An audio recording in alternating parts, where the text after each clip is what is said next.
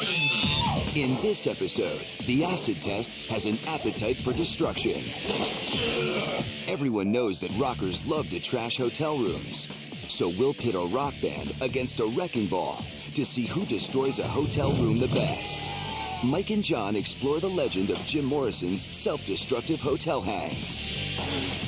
And Frank Zappa's head roadie claimed a good crew could fix anything in under 15 minutes. Your gear is right there. So the team puts his claim to the test. John, Mike, Abby, and Drew are four music junkies on a mission, pushing the limits of sound and science in search of the truth. My face is up here. Get ready to take the rock and roll acid test. Rock and roll is all about the guitar solo. I think it's all about destruction. What can I help you with today? Just looking for a guitar. Guitar shopping? Yeah. Ooh, that guy right there. Ooh, that looks good, man. You want to plug it in? You got amps in the back. No, I'm all right. The rock and roll acid test has an appetite for destruction, and it tastes good. In this episode, the acid test wreaks havoc on myths of rock and roll destruction. The team tests the myth that rock bands rule at trashing hotel rooms by comparing a rock band to a wrecking ball. Then, Mike and John test Jim Morrison's mythic hang off a hotel ledge. And the myth that roadies can fix anything gets put to the test in an equipment demolition derby. Amy Winehouse and her rocker husband Blake Fielder Civil trashed their suite in a posh London hotel to the tune of $18,000. Led Zeppelin's tour manager drove his motorcycle up and down the hallways of the Riot Hyatt. And Keith Moon of The Who capped off a $24,000 destruction spree by driving his Lincoln Continental into the hotel pool. The stories are impressive, but how do you quantify destruction? Is a rock band more destructive than a wrecking ball? Abby decides to do a little research on the history of rock star hotel destruction. All right, here we are at the Hyatt in West Hollywood, a.k.a. the Riot House. Situated on Hollywood's Sunset Strip, the Riot House has been home to a laundry list of stars. From Prince to Stone Temple Pilots, some have been rock and roll angels, while others have left their guest suites looking like hell. What are some of the craziest things that happened here? Throwing televisions and chairs from balconies. What do you think is the highest cost for the biggest amount of destruction that happened in this hotel? You know, the tour manager for Led Zeppelin would just come down with a blank check and write it out to cover the charges. It's like a wrecking ball, just came in and tore the place apart. How long do you think it would take you to get up there if you heard somebody was trashing the place? I would say less than a minute. Got a little stopwatch? The team decides to put her claim to the test. We're destroying this room! Good afternoon, front desk. Ted at your service. Can I help you? Let's go bust some heads and take some names starting right now. John and the manager haul ass to the elevators, while Drew and Abby bust out some rock star style hotel room havoc. I can just feel Robert Plant in me right now! That sounded kind of weird. Robert Plant in me. 24. Well, let's go. We gotta go. Uh-oh. Coming up to a minute. Manager on duty. Ooh, you guys are so busted. 114, check that out. Just under 1.25 minutes is all the time a rock band has to get their smash on. With this info in hand, the team's ready to try and quantify rock star destruction. But before the team puts the time to the test, they're going to tackle another myth of rock and roll destruction: Jim Morrison's mythic hotel hang. It's easy to break other people's, because all you need is a big paycheck and boom, you can just get more. Totally. But when you think about self-destruction, now that takes some nuts. And self-destruction is something that rock stars are known for. Legend has it that Doors frontman Jim Morrison would hang by his fingertips from his 10th-story Hyatt Hotel balcony until the police arrived and talked him off the ledge. But a static hang is extremely difficult. Standard fitness tests require a 30-second hang to pass, and the nearest police station is a half-mile away, meaning 2 minutes before the cops could arrive. Could Jim really hang for 2 minutes and then pull himself back up to safety? Or is this legend a bunch of hype? Started off like a scrawny little guy, but by the end, he put on a couple pounds. He did. Morrison's weight fluctuated toward the end of his career, so John and Mike decide to test hanging ability at 2 different weights. Fat Jim, cool Jim. Fat Jim, fat Jim. While Mike and John get prepped for the test, Hey guys. Hey, how's it going? Drew and Abby chat with brain specialist Dr. Z to get a handle on exactly what kind of potential damage our 2 Jims are looking at. Their chance of dying if they slip and fall is fairly high. If they went headfirst, they could shatter their skull and herniate their brain. Ow. If they were lucky enough to survive, then they could suffer what's called a traumatic brain injury. To match Jim's heaviest weight of 180 pounds, Mike is wearing 30 pounds of padding. It's nice, dude. The guys experiment with the effects of the fall on some skull-like objects. All right, check this. First up, a ripe watermelon. You guys ready to see what will happen? Watermelon. Here's Party Man Jim. Channel down and look at outside. Oof. What do you think, Doc? You fix it?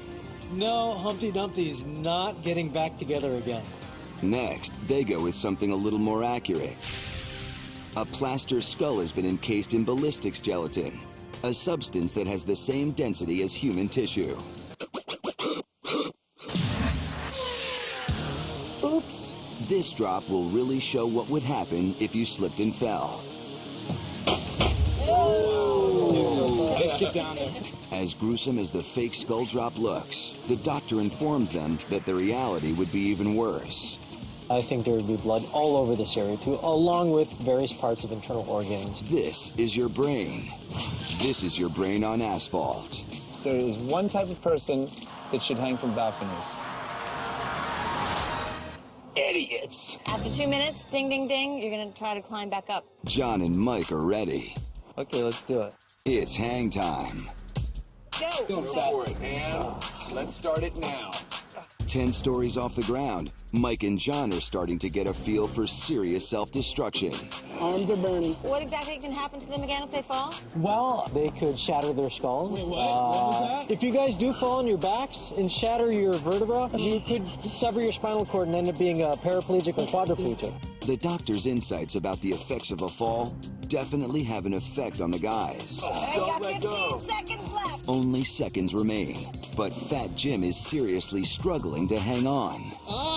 How you feeling? It hurts my arms, dude. I'm dying. 3, Fingers. 2. Up next, the team takes destruction to new heights. Mike and John hang out, and we'll find out what destroys a hotel room better, a rock band or a wrecking ball. The rock and roll acid test is measuring musical destruction.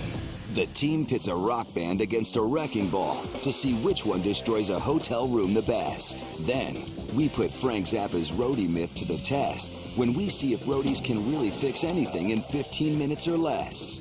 But first, we're testing Jim Morrison's legendary balcony hang. Weighed down with 30 pounds of extra weight, Mike is Fat Jim, the heavier version of this rocker at the end of his career. John is Skinny Jim, the heroin chic rock icon. Remember, 2 minutes is how long it would have taken the cops to reach the hotel and talk Jim off the ledge. Could either Jim have held on and then rocked out? Dude, I'm dying. Don't let go. Hey, you got 15 seconds left. Seconds remain, but Fat Jim is seriously struggling to hang on. How you feeling? It hurts my arms, dude. I'm dying. 3, Fingers. 2. Fat Jim bit the dust, but can Skinny Jim prove the myth by climbing back up again? You can do it. Come on. John, aka Skinny Jim, finally manages to pull himself up to safety. Yeah, baby. 2, 3. Fat Jim would have met the same fate as the watermelon. But Skinny Jim made it back onto the balcony, proving that a young Jim Morrison could have done that legendary dangle above the Sunset Strip. Fat Jim died. Fat Jim died. Now that they've proven the Jim Morrison myth, The team heads back to the barn to put their next myth to the test. Rock bands destroy hotel rooms like it's their job. But can rockers wreak more havoc than a wrecking ball? First up, the team has to build 2 identical hotel rooms. What we decided to do is build 2 rooms. One is going to get demolished by a wrecking ball, and the other by a rock and roll band. So we need walls, furniture, and cheesy hotel art. Perfect. Let's build it. Clear it up. Who needs to get nailed?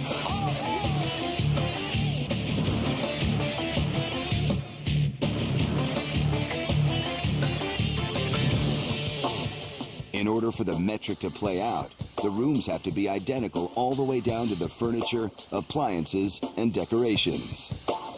That's paintings, huh? Let me get... Okay, let me get another screw. I'll be right back. As their tools of destruction, the rockers will have objects that would be readily available to any band on tour. Guitars, hammers, and spray paint. In order to make this a fair challenge, we are putting price tags on everything. Destruction is going to be measured in terms of the cost of repair, so they can tally up and see whether the wrecking ball or the rock band inflicted the most damage. This is going to be some major destruction. The rooms are ready for a demolition smackdown. But first, the team wants to take a look at the flip side of rock and roll destruction. The Who destroyed warehouses of equipment. Hendrix lit his guitar on fire. And Kurt Cobain would regularly smash amps on stage. All that reckless abandon makes for a heart-pounding good concert. But whether the show goes on depends entirely on the roadies. Part tech guru, part Mr. Fix-It, a good roadie goes a long way. But are their near supernatural powers exaggerated? Frank Zappa's head roadie Dave Dondorf once claimed that no matter what the catastrophe, he and his team could get any system back up and running in 15 minutes or less. Could this be true? The rock and roll acid test is going to find out. Rock and roll piñata. The team will fill a giant crate with the exact amount of equipment needed to play a show. A guitar, bass, drum kit, and amps.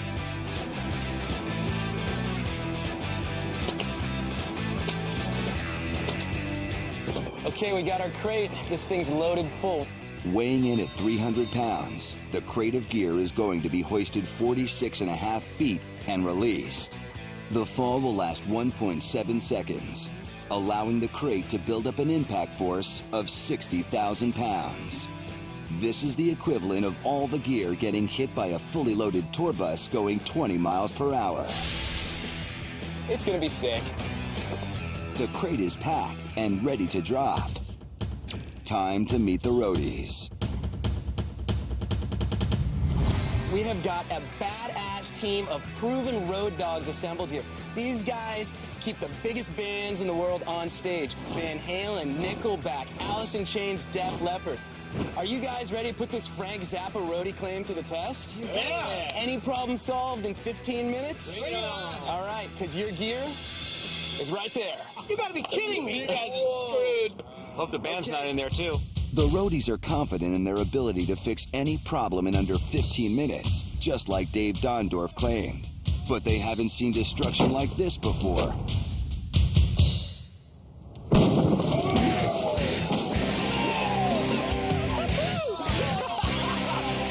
Marks, get set, go! This thing's broken into pieces. We're screwing a new headstock together with wood screws. Is that normal? Is that something that happens? Never seen it. It's 30 years. That's not good. 10 minutes left. The show must go on. It was a 5-string, and now it's become a 4-string, but... In order to prove Dave Dondorf's super roadie claim, the roadies are busting out some impressive tricks of the trade. We got a rock and roll MacGyver over here. But on the homeward stretch, the roadies realize they've got a big problem. And there are less than 2 minutes left. You guys give me a quick diagnosis. Doesn't look good. Guitar's looking good, the bass is looking good. Got the bass drums are guitar. starting to look pretty good. We're still having trouble with the guitar amp. 90 seconds to start making that thing make... The most delicate piece of equipment, the broken amp, might throw the whole challenge. I think she's a dead. Tried some. As far as we got. Up next, the roadies race to prove the myth that a good crew can fix anything in under 15 minutes. And then, we know rockers trash hotel rooms. But can a rock band destroy a hotel room better than a wrecking ball? The acid test has an appetite for destruction. We've already proven the myth that Jim Morrison hung from a balcony and lived to rock another day. And later, we'll measure legendary rock star hotel destruction when we pit a rock band against a wrecking ball. But first, we're testing the Frank Zappa roadie myth that a good crew can fix any stage disaster in 15 minutes or less. Our super roadies are this close to proving the 15-minute fix myth. But a setback with the amp could throw their whole game. With 30 seconds to go, can they get the gear working and prove the myth? Okay, guys, 30 seconds. The roadies use duct tape, wood screws, and spare wire to fix most of the equipment. But the amp needs a little bit of roadie magic. All right, let's put it in. Awesome! The old Fonzie move. We're not getting anything from it. A little funky, but... Oh! We got ourselves a concert tonight, ladies and gentlemen. Just like Dave Dondorf said, with the right team of super roadies, there's no problem that can't be fixed in 15 minutes or less. MacGyver, eat your heart out. 19 seconds left on the clock. Frank Zappa's crew's got nothing on you. Thank you. But enough of the nice stuff. It's time to get back to the violent heart of rock and roll destruction. Music fans know that rock stars trash hotel rooms. But we're going to find out what's more destructive, a rock band or a wrecking ball. Stopwatches are set to time 1 minute 14 seconds. The time it takes the manager at the Riot House to stop hotel room destruction. The identical rooms are attractively appointed, and the weapons of hotel destruction are ready for business. It's time to meet the band. Shorty's Kiss Band is a cover band with a little something extra. They may be small, but their rock and roll attitude is as big as it comes. Ready to meet your competition? Yeah! There it is! It's a wrecking ball! You gotta go. Based on the Hyatt House time test, the acid test team is giving the rockers 1 minute and 14 seconds to destroy the room. The tools are laid out, the energy is riding high, and it's time to get destructive. Are you ready? Get set! Go!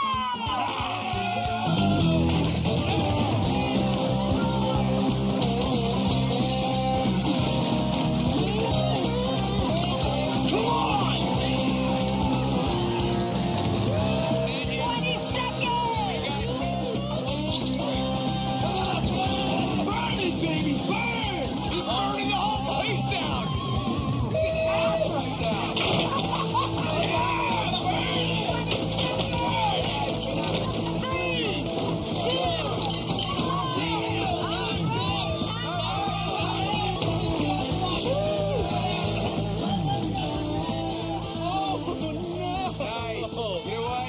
It's good to know you've got small friends out there. Shorty's Kiss Band tore this hotel room a new one. The dresser. That is history. This fire, if we weren't able to put it out, it could have taken out a floor or half the building. Hello, these guys get a bonus. But will the wrecking ball trounce them in its destructive ability? Check it out. This is our wrecking ball. 3,500 pounds of pain. We are going to destroy this building.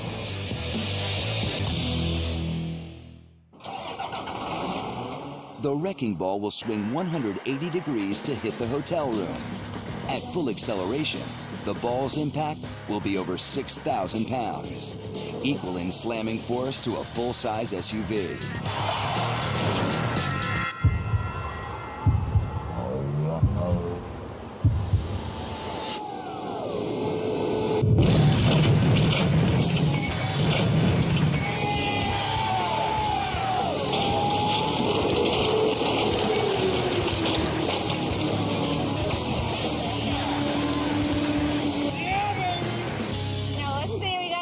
Damages. Coffee Okay, pot, coffee pot. the bed, $50. the window window's gone. Walls for sure. The whole structure's gone.